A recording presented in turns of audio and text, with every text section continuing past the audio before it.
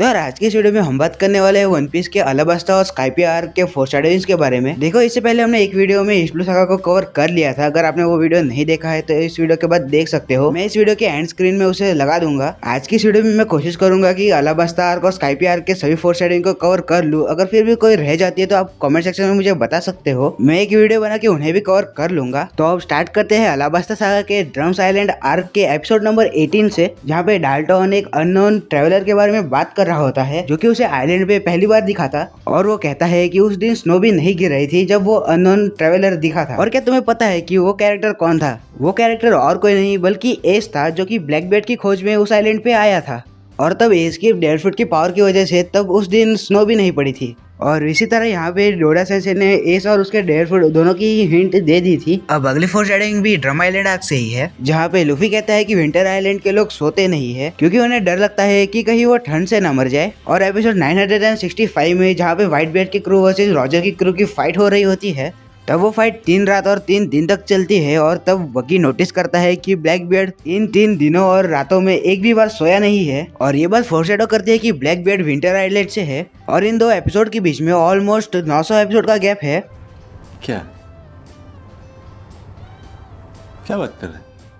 अब अगली फोरशैडोइंग भी हमें ड्रम आइलैंड आर्क में देखने को मिलती है, जहाँ पे डॉक्टर हिरोलुक चॉपर को पायरेट्स के बारे में बता रहा होता है। और यहाँ पे पायरेट्स के बारे में बताते डॉक्टर हिरोलुक इनडायरेक्टली तीनों हाकी के बारे में बताता है, जहाँ पे हिरोलुक कहता है पायरेट्स के पास लार्ज वेल ट्रेन्ड बॉडी होती है जो कि ऑर्नामेंट हाकी की फोरशैडोइंग है। और उनकी आंखें ईगल की आंखों की तरह होती है जो कि ऑब्जर्वेशन हाकी की फोरशैडोइंग है। और उनकी आवाज थंडर की तरह होती है जो कि स्काई को भी स्प्लिट करते, जो कि यार कॉन्करर हाकी की फोरशैडोइंग है। अब अगर अगले मोमेंट के बारे में बात करें तो वो तब का है जब एस लूफी को व्यूअर कार्ड देता है।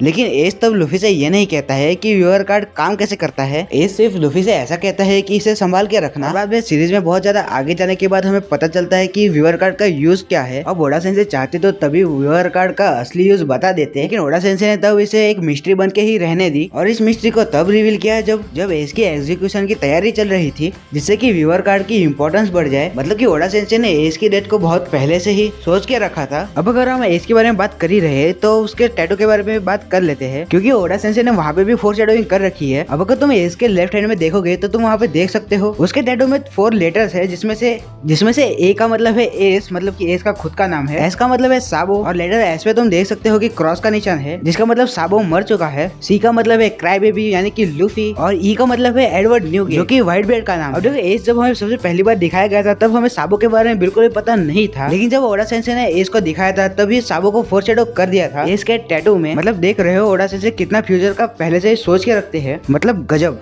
अब अगली फोरशैडोइंग हमें तब देखने को मिलती है जब क्रोकोडाइल सांजी से कॉल पे बात कर रहा होता है, और सांजी तब खुद का नाम मिस्टर प्रिंस बताता है। और बाद में हमें होल केक आइलैंड में पता चलता है कि सांजी सचमुच जेरमा किंगडम का प्रिंस है। और सिर्फ इसी सीन में नहीं, और भी बहुत सारे सीन में सांजी को प्रिंस कहा गया है, और बहुत सारे सीन में सांजी खुद भी अपने आप को मिस्टर प्रिंस कहता है। अब अगर हम अगली फोरशैडोइंग के बारे में बात करें तो जहाँ पे एक सीन में हमें ब्लैकबीयर्ड और लूफी रेस्टोरेंट में दिखाए जाते हैं और दोनों पाई खा रहे होते हैं, जहाँ पे लूफी को उसका टेस्ट पसंद नहीं आता है लेकिन ब्लैकबीयर्ड को पसंद आता है, जो कि दिखाता है कि दोनों ही एक दूसरे से अपोजिट है।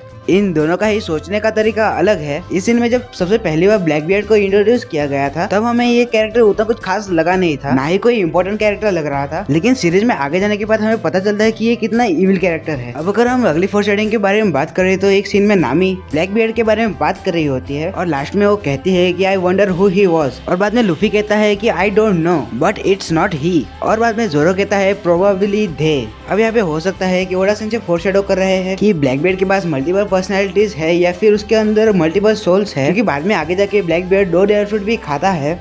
चलो बात करें जय आर्क के फोरशैडोइंग्स के बारे में, जहाँ पे वॉल्यूम 25 के कवर पेज में हम शैंक्स, बग्गी, लूफी और ब्लैकबीयर्ड को देखते हैं, और ऐसा ही सेम कवर पेज हम वॉल्यूम 105 में भी देखते हैं। अगर तुम ध्यान से देखोगे तो इन दोनों ही वॉल्यूम में बहुत ज्यादा सिमिलरिटीज है, और इन दोनों ही कवर पेज में सबसे बड़ी सिमिलरिटी ये है कि इन दोनों ही कवर पेज में शैंक्स, बग्गी, ब्लैकबीयर्ड और लूफी है, और ये चारों कैरेक्टर अभी करंट टाइम पे योंको है। और अब जो ये वाला कवर पेज है वो जय आर्क के स्टार्टिंग का कवर पेज है। अब देखो इसका मतलब यही निकलता है कि ओडा सेंसेई ने बहुत पहले से प्लान करके रखा था कि इन चारों पायरेट्स का इंपॉर्टेंस बहुत ही ज्यादा होगा आगे जाके सीरीज में। अब अगर हम अगली फोरशैडोइंग के बारे में बात करें तो तुम्हें पता ही होगा कि लूफी को सांजी ईस्ट ब्लू में मिलता है, लेकिन हमें होल के आर्क में पता चलता है कि सांजी नॉर्थ ब्लू से है। लेकिन क्या तुम्हें पता है कि ओडा ने हमें बहुत पहले ही जया आर्क में ही बता दिया था कि सांजी नॉर्थ ब्लू से है। जब नामी के हाथों में नोलन द लायर की बुक होती है तब सांजी कहता है कि वो जब छोटा था तब इन्हें पढ़ा करता था, और बाद में चॉपर कहता है कि ये कैसे हो सकता है, ये बुक तो सिर्फ नॉर्थ ब्लू में ही पब्लिश हुई थी। और तब सांजी कहता है कि वो नॉर्थ ब्लू में ही पैदा हुआ था। और ये सीन चैप्टर 227 का है। और इसी के नेक्स्ट चैप्टर में हम देखते हैं कि